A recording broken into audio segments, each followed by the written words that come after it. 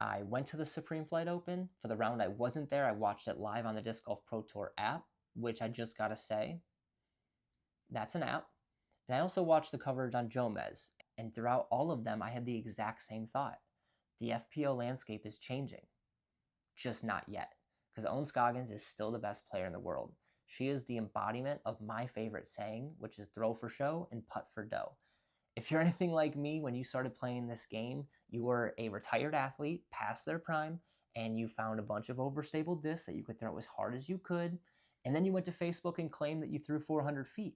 Now, even though that's true, was it accurate? Was it online? No. So becoming a fan of Ohn actually taught me that the best disc golfers in the world aren't the ones who are chucking the disc as hard as they can. It's the ones that could score, it's the ones that could land in their landing zones, and it's the ones that could putt. Now, although that's helped me tremendously in my journey, the same rules don't apply when you're talking about the landscape of the FPO field. Let's just take a look at two athletes who are newer to the scene that kind of embody this shift, in my opinion. Taylor Chocek and Sofia Donnecke are two athletes. Now, when I say athlete, I mean athlete. Sofia Donnecke was on the rowing team at Harvard, and Taylor was on the track team at Oregon. Now, if you ask me what an athlete is, I think it's equal part athleticism and intelligence.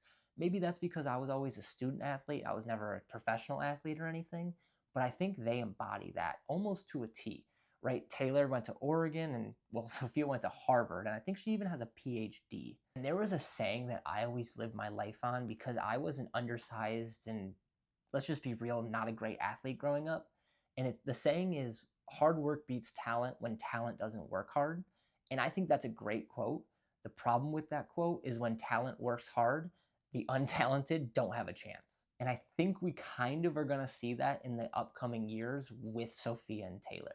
Now, just take a 325-foot shot.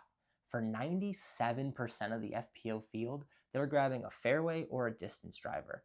For somebody like Taylor or Sofia, they're able to grab a mid-range. And when you're able to throw a slower disc at the distance where someone's throwing a distance driver, you don't have to worry about things like turn, fade, and skip. You just need to point and shoot. And that is a huge advantage for somebody like Taylor or Sofia, where somebody like Ohn, who, again, best player in the world, she doesn't have that advantage. I don't think Taylor and Sofia are gonna, win every event this year or just start this like dynastic run by any means.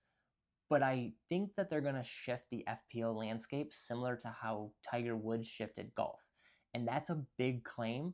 And it's not that Tiger was just so great that it changed the game. It's that he was an athlete stepping into a game that didn't have many athletes, right? So he trained like an athlete, he prepared like an athlete, and he performed like an athlete. And I'm not trying to say people like Ohn Scoggins or Paige Pierce, the pioneers of the game, they're not athletes, because they are. You don't reach the top in anything without being an athlete. I just think Taylor and Sofia are next level athletes.